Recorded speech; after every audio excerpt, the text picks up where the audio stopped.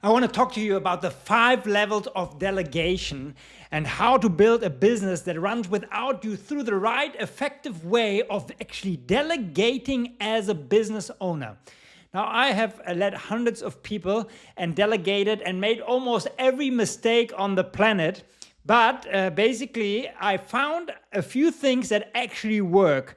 And one of the things that works is that there are actually different levels of delegations.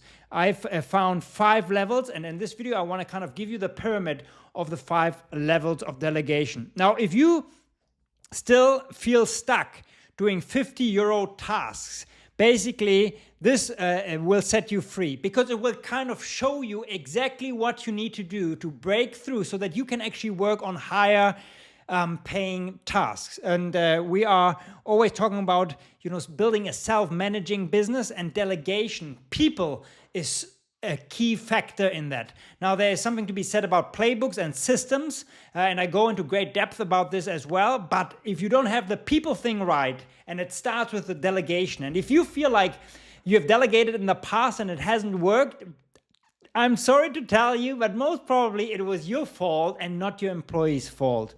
So most business owners think delegation just means handing off tasks. I call it dumping on people. But in reality, basically, it's so much more. If you want a business that runs without you, to buy back your time, your freedom, and your focus, you need more than just a to-do list that you delegate to your assistant. You basically need a delegation system.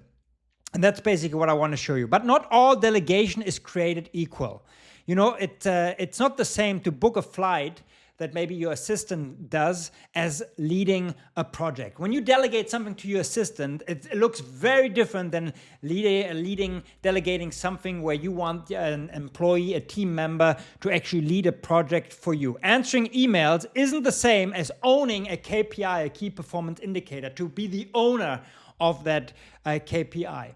So the truth is there are 5 levels of delegation. And if you don't know which one you are using, you're probably still doing work you should be delegating long ago. So in this video, I'll break down the 5 levels of delegation. It's basically a framework that you can use every time you are thinking through of delegating something. And I teach you exact system. I teach business owners who want to step out of the day-to-day operation and finally scale freedom. I've helped hundreds of people actually working themselves out of a job so they can work on strategy and on working on the business rather than in the business. So by the end, you will know exactly what to delegate, who to delegate it to, and how to hand it off in the right way, because there is a wrong way to hand things off. So you keep the control while getting your time back. Let's dive in. So the big idea is, if you want your business to run without you, you need more than a to-do list and an assistant. You need a full delegation system. But not all delegation is the same. We've talked about that. Each one basically requires a different level. So if you want somebody to lead a project, hit a goal, or manage a KPI, it's a different kind of a level. That's why basically I built this simple framework, and there are these 5 levels. First, on the bottom, with delegation, there are tasks. Tasks that you can delegate and that somebody can do. It's a different skill to actually delegate a task than you basically delegate a playbook. And we will go actually into great detail about all of them, or the 5 of them. Then there are KPIs, still a higher art of delegation. Then there are goals, and then there are whole projects. So these 5 areas of delegation, or 5 levels of delegation. And as a business owner, to be honest, you have to master each one of them. And normally you start with tasks, then you move to playbooks, then KPIs, then goals, and then projects. Because it's also true that the money, basically, it is as you're going up the pyramid, there's more money to be made. So you want to start with tasks. But if you want to really work yourself out of a job, you want to go into playbooks, KPIs, goals, and projects. Okay, let's quickly break them down. And by the way, we have a roadmap kit, a self-managing business roadmap kit, where I actually, as a gift, I give you a whole training on this. So if you want to go deeper on that, you can find that. It's the Self-Managing Business Roadmap Kit. And I explain all of this in depth. But I want to give you a quick overview in this, and you can also get access for free to this document. So the first level is the level of tasks. And this is what you need in place. Basically, you need clear instructions. And this is where I've kind of saw that or realized working with business owners that it often already kind of stops there, that we just think that the other person knows exactly how we want something to be done. And with if there are no clear instructions, basically, even if we delegate to the right person in the right way, but have no instructions, we have a problem. Then you basically want a deadline, because often we just give a task away without a deadline, and basically we need to tell people how urgent it is. We have in our mind as business owners, we kind of know what all the moving parts, but the person we delegate this to, our assistant, doesn't know, is this now more important than the other task that I have on my list or not? So you need a deadline, and you basically need a feedback loop to say, okay, in the beginning especially, are they really performing in the way that you wanted? Are they using the task? So you need to see yourself as really also training people along the way. Now, the best way to have clear instructions is actually to write down things, but I'm actually even more in the camp that you kind of do a recording while you're doing a task. So you actually record the task on your screen. You can use something like Loom. I use something called Zeit actually to record what I'm doing on the screen if you're working a lot on the computer, and you can just record it and talk how you want this to be done. And you do that, so it's not really a lot of work. You do that 3 times for the same task, because you've done it anyways. You're doing it anyways. And basically, when you give that task to somebody for the first time, you tell them first, watch the 3 the 3 videos and write a written instructions about the task, and then you can review it, and you have even a playbook and instructions. Now, at the same time, you want guardrails, time limits, budget, approvals, especially when you do tasks like booking a flight. You want to know, your assistant needs to know until what level, budget-wise, you can make a decision. Is it a 200 euros? Is it 500 euros? Is it 1,000 euros? What are how are you making decisions? Now, you sometimes think that you just kind of know what the right thing is, and when you're booking a flight, only you can book the flight because you know what the cheapest price is and where you want to sit and all these moving factors. You record it a few times, and basically then somebody else can take over it, and you never have to do it again. That's the beauty of it. Who do you delegate this? An assistant, a VR, a junior team member. That's basically who does tasks. And ideal traits are people who are detail-oriented, people who can follow instructions closely. They are reliable and consistent and doesn't need big picture context, just clear steps. That's level 1. Let's go to level 2, is actually playbooks. And sometimes out of level 1, we create level 2, but basically we are creating playbooks. And playbooks, what needs to be in place? There needs to be a documented, repeatable process, written or in video. Again, you heard it from me. I'm a big believer in just hitting. I actually have this button here on my. I'll show you here. I have the stream desk. Whoops, where do you see it? Okay, here. And basically, I can hit one button on this recording, and my screen already starts recording. Everything is automatic, and I can just start talking. And all of a sudden, wow, your productivity goes through the roof, and the friction between you wanting to delegate something is so quicker. With video and recorded instructions, you can actually help people in a much better way. So you then want checklists for quality control. And what I wanted to say about friction, if there's a big friction of you delegating something, you will not delegate, because you're gonna do it. You think you're doing it faster just yourself. So you need to reduce the friction to actually delegate. So again, I press a button, I record. And then already, because of the way it's set up, I have in my copy paste, I have the link to the recording, and another click, and that recording is sent to my assistant or to my operational manager or whoever is taking care of it.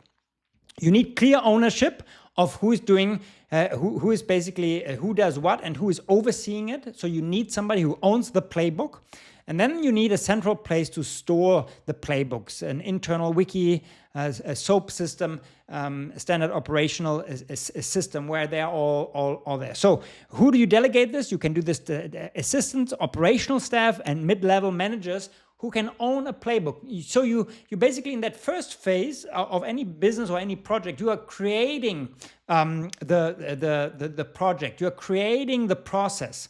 Okay, in the way I'm teaching how to build a self-managing business, I make a big difference between projects and processes.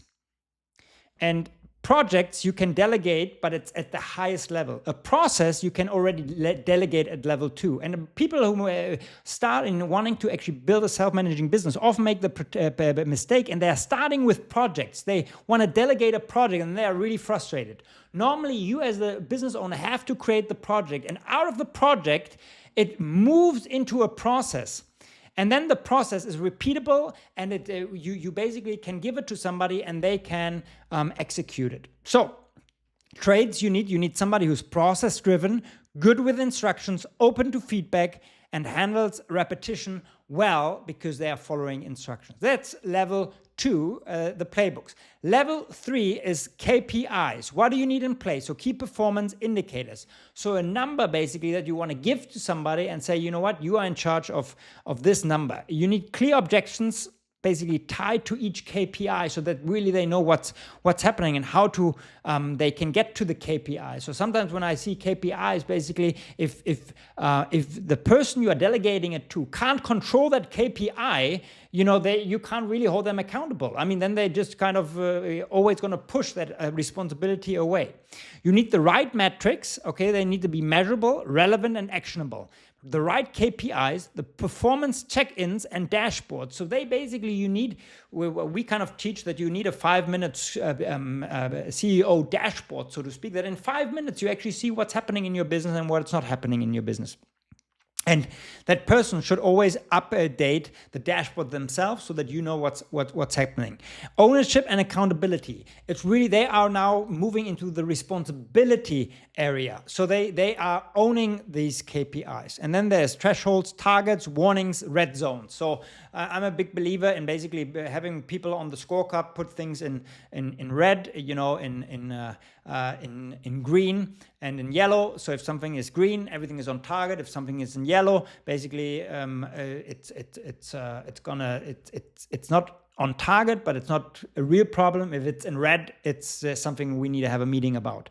And then basically, who do you delegate this to? A manager, team lead, or department head. So they are basically owning this really as responsibilities. And the traits are accountable, comfortable with numbers, proactive problem solver, make decisions based on data, knows when to escalate issues, basically also to say, okay, they know when to call you because there's a real problem. The next level on the 5 levels of delegation is goals. Okay, so here KPIs, playbooks, you already have standard process. Now we're moving into more into things where we actually need to create some of the KPIs and some of the playbooks and the tasks we're delegating to. So there need to be clear and measurable goals. There needs to be an assigned leader with full ownership. So we talked about the goal. Let's say, you're going to start a social media presence and the goal is to gain, 10,000 new followers for your business. And then you basically have no idea yet. There are no playbooks. There are no KPIs really that you can say, unless they are luck KPIs. They are going to build all of this. So they need to own. Okay, we're going to do this, and I'm going to be responsible for 10,000 followers, and I'm going to figure out the way there, and I'm going to try and learn and adjust along the way. You want some milestones and some timelines so that you are not just kind of bunching them the goal, kind of dropping the goal in the lab, and then after 2 months or 3 months, you're going to like, what happened? You want to kind of work with them on that. you want to kind of really talk about the deal breakers. Okay, let's say 10,000 social media. Right now I think you can buy them for €5. On Fiverr if you want.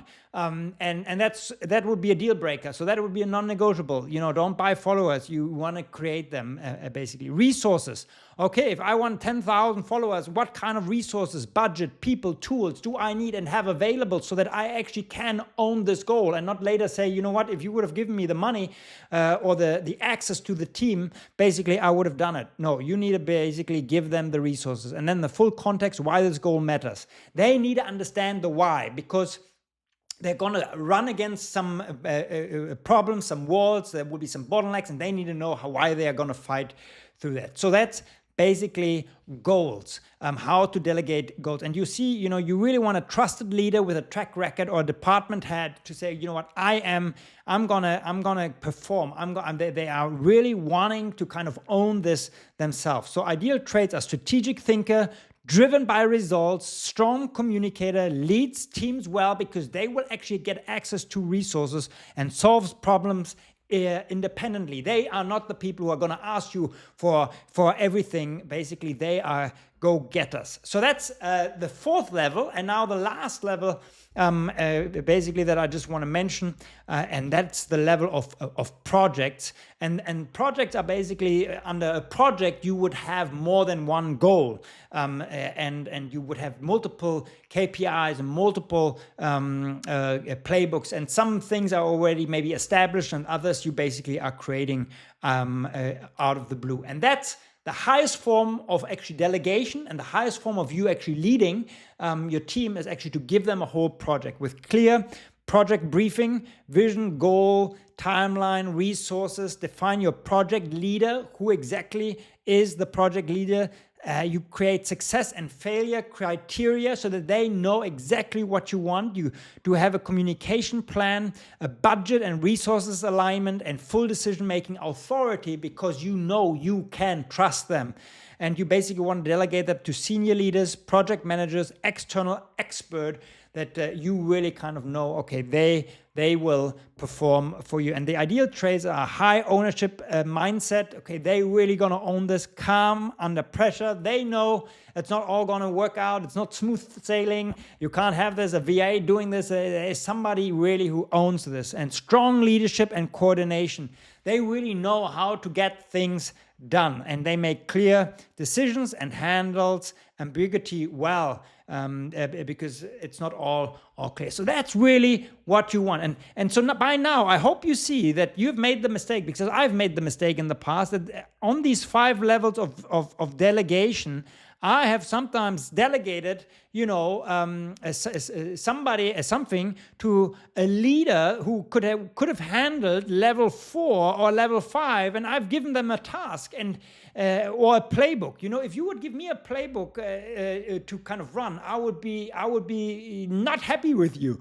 I would really be frustrated because I don't work on that kind of a level. I want to figure things out for myself. I want to have somebody write these playbooks and execute. Somebody else can execute them, because you basically are going to frustrate people if you get this wrong. At the same time, if somebody is really good with tasks, if you give them too much responsibility, you're not helping them. They are not like you. They are not thinking like business owners, and you basically make this mistake and burn people that way. Okay, 2 things very quickly to remember, and that is number 1, know what you're worth. Know what you're worth, okay? Most business owners burn their most valuable resource, time, doing €25 an hour task, okay? You need to know your time. Back in the day, I had a mentor who asked me, what's your time worth? And I said, back in the day, I said, maybe €200. Maybe that's my hourly wage. And then he said something that I'll never forget. Never do anything you could pay someone €50 to do, ever.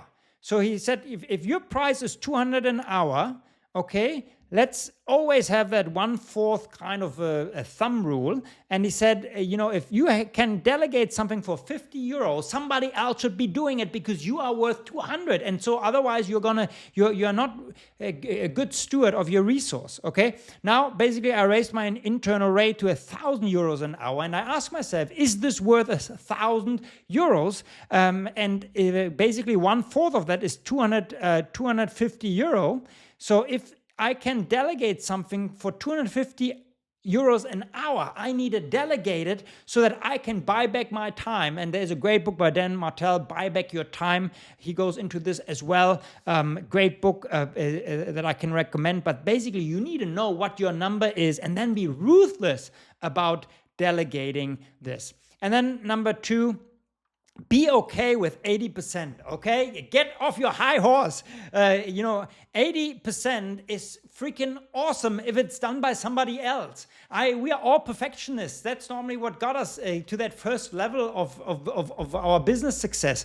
But at some point, you need to let go of your perfectionism and start and realize that the last 20% normally cost you so much more time, resources, effort, stress, sleepless nights. And so be okay when you delegate that 80% are okay. 20% often is just taste. And so if you really get this, you will understand that you can delegate so much more with so much less effort. That's how you build real leverage. Now, there's a link below this video where you can get this document for free. I've kind of really, because some of this is not just a delegation framework. Some of it is really mindset, where you have to think through and work through some of your own beliefs. And so I kind of put down 5 powerful reflection questions that you can ask yourself and then basically journal through so that you get a good start on it. And basically it also has the whole summary of the 5 different levels for you to kind of review. There's also will be a link to the whole delegation masterclass somewhere in the document that is part of the roadmap map and the roadmap kit that you can use. So if you want to go deeper, and this is really one of the key aspects of becoming a great leader, is learning the art of delegation. Just grab that PDF and also spend some time reflecting on it. And then I'll see you in the next video.